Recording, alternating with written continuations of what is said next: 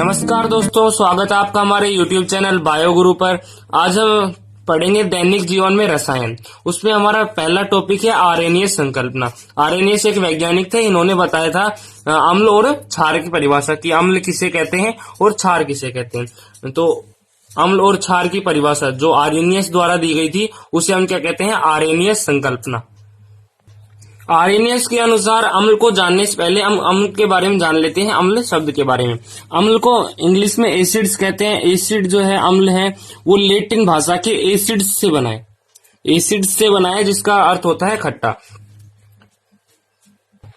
अम्ल का एक गुण होता है खट्टापन, कि अम्ल जो होते हैं वो स्वाद में खट्टे होते हैं और खट्टे को लैटिन भाषा में एसिड्स कहते हैं। उससे एसिड बना है यानी अम्ल बना है। आरएनएस के अनुसार वे पदार्थ जो जलीय विलयन में H+ या फिर हाइड्रोनियम आयन देते हैं उन्हें हम क्या कहते हैं, अम्ल कहते हैं। जैसे कोई भी पदार्थ अगर हम जल में डालते हैं, कोई भी पदार्थ का हम जलीय विलयन बनाते हैं तो वो पदार्थ जल में कैसा होता है, आयनिक अवस्था में आ जाता है, यानी कि उसके आयन बन जाते हैं। अगर उन आयनों में H+ आयन होगा, जैसे हम कोई अम्ल का उदाहरण लेते हैं, अगर हम HCl का जलीय विलयन बनाएं यानी HCl को जल में डालें तो क्या होगा, HCl को जल में डालने पर जल में वो आयनिक अवस्था में आ जाएगा। जब HCl घुलेगा तो वो आयनिक अवस्था में आ जाएगा, क्योंकि कोई भी पदार्थ अगर जल में विलेयशील है या फिर जल में घुला हुआ है तो वो आयनिक अवस्था में ही होता है। अब इसे जल में डाल दिया तो इसके आयन क्या होंगे, H+ और Cl-। तो इसमें H+ आयन दे रहा है यानी हाइड्रोनियम आयन दे रहा है, तो ये कौन सा पदार्थ है, अम्ल है। आरएनएस के अनुसार अम्ल की परिभाषा क्या होगी, वे पदार्थ जो जलीय विलयन में H+ आयन देते हैं उन्हें अम्ल कहते हैं। जलीय विलयन में आयनिक अवस्था में होते हैं। जैसे हम HCl का उदाहरण लेते हैं तो HCl जो है वो जल में अगर हम विलेयशील करेंगे, HCl को जल में डालेंगे तो वो आयनों में बट जाएगा यानी आयनों में टूट जाएगा और जल में घुल जाएगा। क्योंकि कोई भी पदार्थ अगर जल में डालते हैं तो वो आयनिक अवस्था में रहकर ही जल में विलेयशील है। अगर वो आयनिक अवस्था में परिवर्तित नहीं रहता है तो वो पदार्थ है वो जल में अविलेयशील होता है।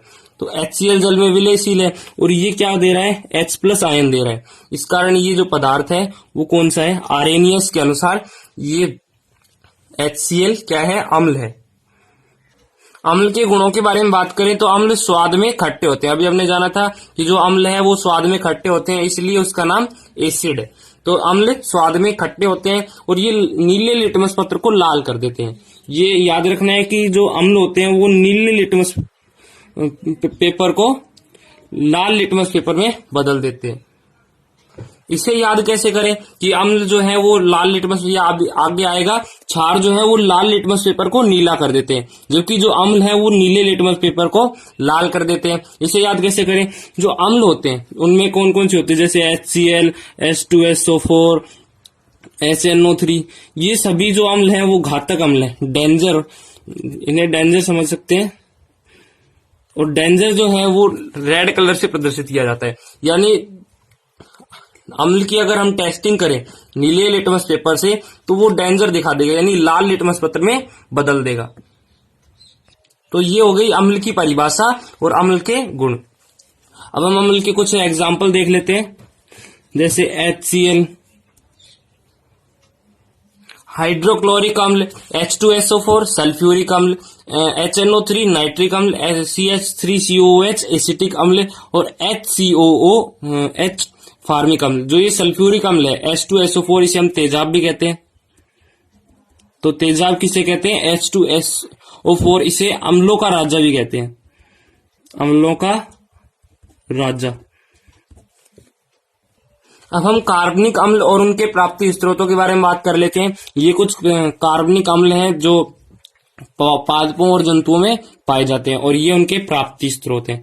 तो जो एसिटिक अम्ल होता है CH3COOH, वो किससे प्राप्त किया जाता है, सिरका से। हाइड्रोक्लोरिक अम्ल है HCl, वो कहां से, HCl से प्राप्त किया जाता है। HCl यानी आमाशय में, आमाशय में HCl पाया जाता है, वहां से हाइड्रोक्लोरिक अम्ल प्राप्त किया जाता है। फार्मिक अम्ल, लाल चींटियों के डंक में, टार्टरिक अम्ल इमली में, लैक्टिक अम्ल दूध और दही में, जो दूध से दही में बदलते हैं, लैक्टोबैसिलस जीवाणु वो क्या करते हैं, लैक्टिक अम्ल का निर्माण करते हैं। तो लैक्टिक अम्ल किसमें पाया जाता है, दूध और दही में। एस्कार्बिक अम्ल किसमें पाया जाता है, संतरा में। सिट्रिक अम्ल नींबू में, और मेथेनोइक अम्ल चींटी में। ऑक्सेलो अम्ल टमाटर में। बेंजोइक अम्ल घास में। इसमें आपको ये दो याद रखनी है कि जो मेथेनोइक अम्ल है वो चींटियों में पाया जाता है, जबकि जो फार्मिक अम्ल है वो लाल चींटियों के डंक में पाया जाता है। लाल चींटियां जब डंक मारती हैं तो हमारे शरीर में फॉर्मिक अम्ल आ जाता है, और फॉर्मिक अम्ल के कारण वहां पर जलन उत्पन्न होने लग जाती है। यहाँ पर हमारा अम्ल का टॉपिक कंप्लीट होता है। आर्हेनियस के अनुसार अम्ल की परिभाषा, अम्ल के गुण और कुछ अम्लों के उदाहरण। अगला टॉपिक है क्षार। क्षार जिसे अंग्रेजी में बेस कहते हैं। आर्हेनियस के अनुसार वे पदार्थ जो जलीय विलयन में OH माइनस देते हैं, यानी हाइड्रोक्सिलिक आयन देते हैं, वो क्या कहलाते हैं, क्षार कहलाते हैं। जबकि अम्ल में क्या हो रहा था, H+ आयन दे रहे थे, हाइड्रोनियम आयन दे रहे थे, और क्षार क्या देते हैं, हाइड्रोक्सिलिक आयन यानी OH माइनस आयन देते हैं। तो ये भी आपको याद रखना है कि जो OH माइनस आयन होते हैं उसे तो हम हाइड्रोक्सिलिक आयन कहते हैं, हाइड्रोक्सिलिक आयन कहते हैं, और H+ को हाइड्रोनियम आयन देते हैं। हाइड्रोनियम आयन कौन देते हैं, अम्ल, और OH माइनस आयन कौन देते हैं, क्षार। एसिड और बेस। क्षार के गुणों के बारे में बात करें तो क्षार जो है वो स्वाद में तीखे या फिर कड़वे होते हैं, जबकि अम्ल कैसे होते हैं, खट्टे होते हैं। क्षार लाल लिटमस पेपर को नीला कर देते हैं, जबकि अम्ल क्या कर रहे थे, नीले लिटमस पेपर को लाल कर रहे थे। इसे आप कैसे याद कर सकते हैं कि जो अम्ल है वो नीले लिटमस पेपर को लाल कर रहे हैं, उसको हमने याद कर लिया। अब ये क्षार जो है वो उल्टा करते हैं, यानी लाल लिटमस पेपर को नीला करते हैं। या फिर आप इसे ऐसे भी याद कर सकते हैं कि एक शब्द याद करना है, छालानी, यानी क्षार जो है वो लाल लिटमस पेपर को नीला कर देते हैं। जो कि अम्ल के लिए क्या होगा, नीला, यानी अम्ल जो है वो नीले लिटमस पेपर को लाल में परिवर्तित कर देते हैं। इसके उदाहरणों के बारे में बात करें तो जो NaOH जो उसे क्या कहते हैं, सोडियम हाइड्रोक्साइड। KOH को potassium hydroxide. NH4OH ammonium hydroxide. ये तीनों क्या है, क्षार हैं।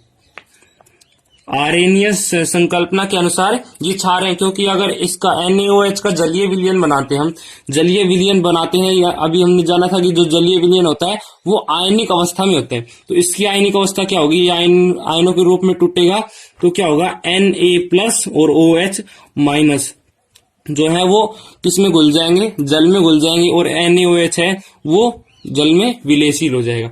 अब ये जो पदार्थ है ये जल में कौन सा आयन दे रहा है, OH माइनस आयन या फिर हाइड्रोक्सिलिक आयन दे रहा है। तो आर्हेनियस के अनुसार वे पदार्थ जो जलीय विलयन में OH माइनस आयन देते हैं वो क्या कहलाते हैं, क्षार कहलाते हैं।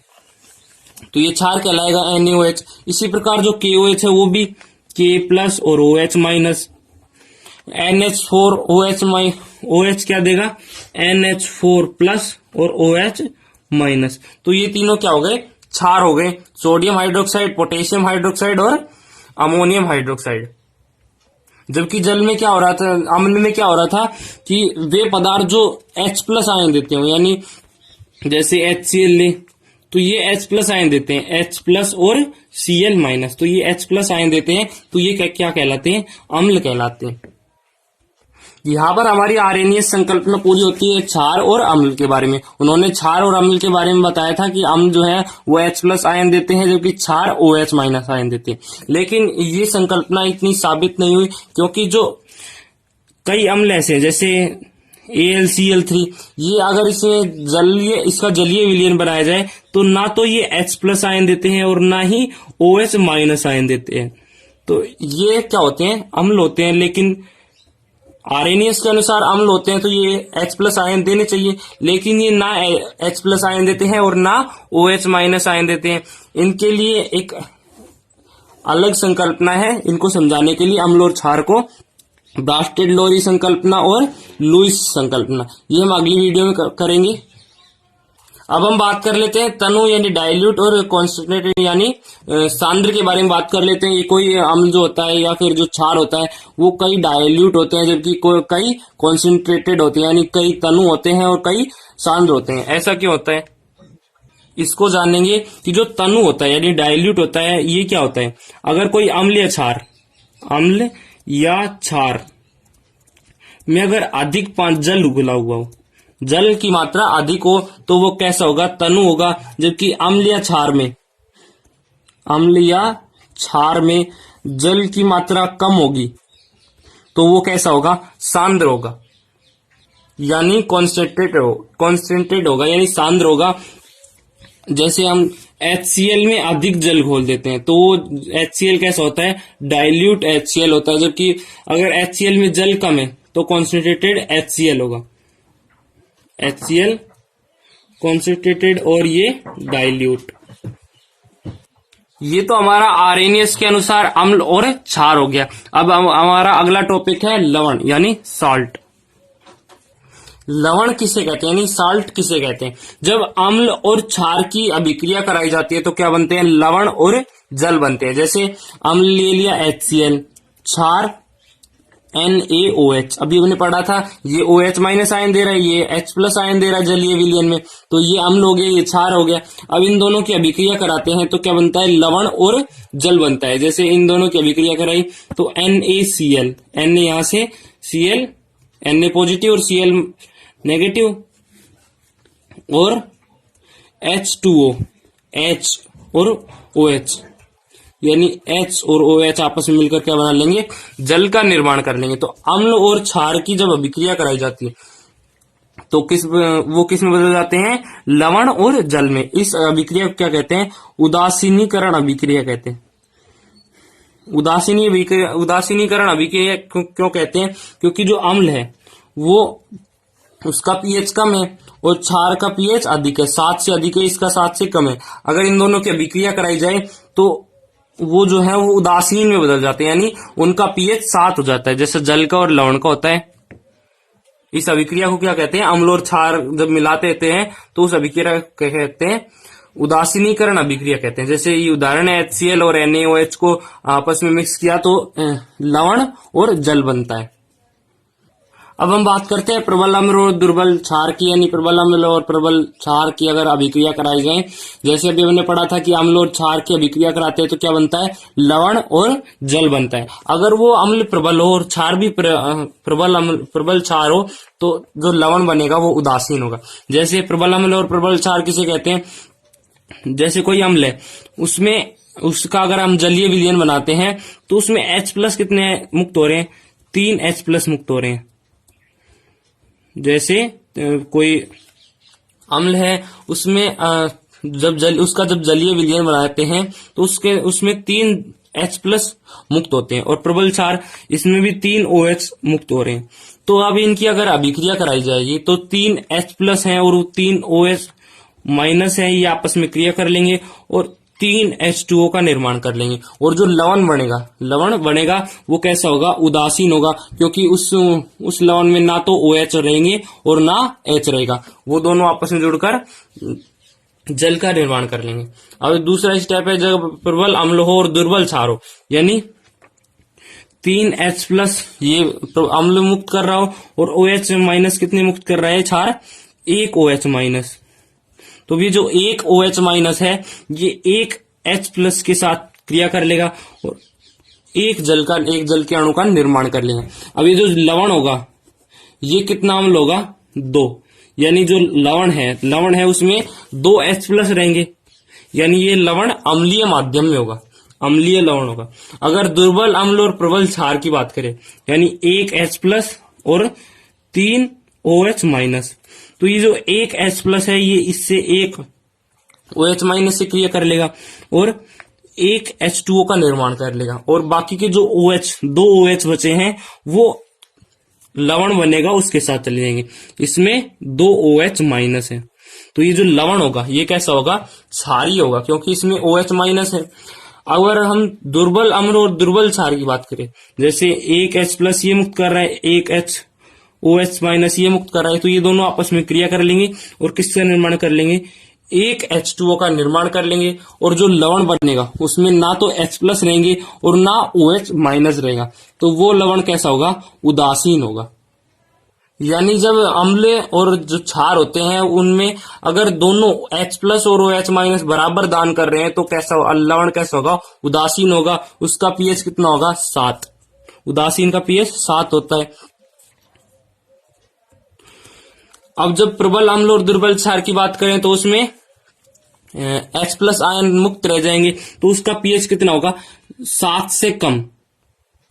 7 से कम। पीएच स्केल के बारे में आगे बात करेंगे आगे वीडियो में। दुर्बल अम्ल और दुर्बल क्षार की जब क्रिया कराते हैं, दुर्बल अम्ल और दुर्बल क्षार की बात क्रिया कराते हैं तो इनमें एक H और एक OH, तो ये आपस में क्रिया करके किसका निर्माण करेंगे, एक H2O का निर्माण करेंगे।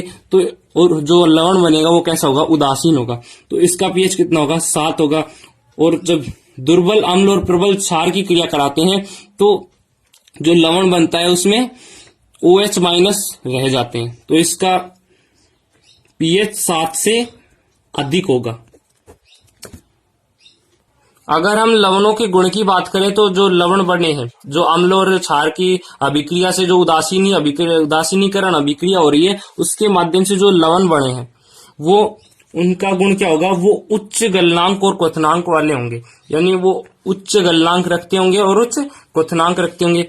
अब गलनांक और क्वथनांक क्या होते हैं, गलनांक का मतलब होता है गलन ताप, यानी कोई भी पदार्थ किस ताप पर गलना प्रारंभ कर देता है। जैसे बर्फ का गलनांक कितना होगा, 0.0 डिग्री सेल्सियस।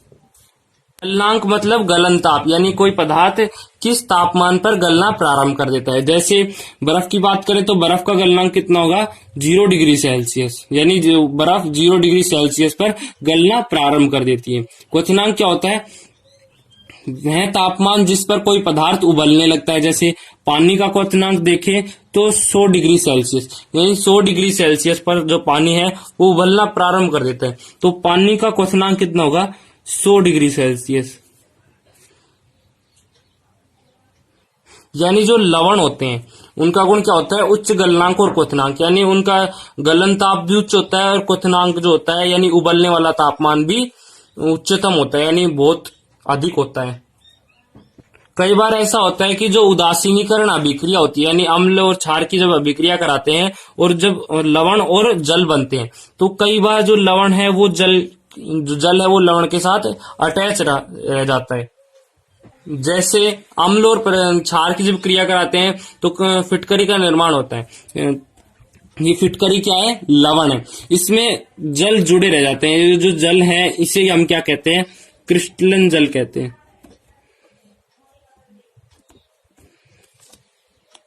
यानी फिटकरी में 24 क्रिस्टलन जल होते हैं और जिप्सम में कितने होते हैं, 2 क्रिस्टलन जल होते हैं।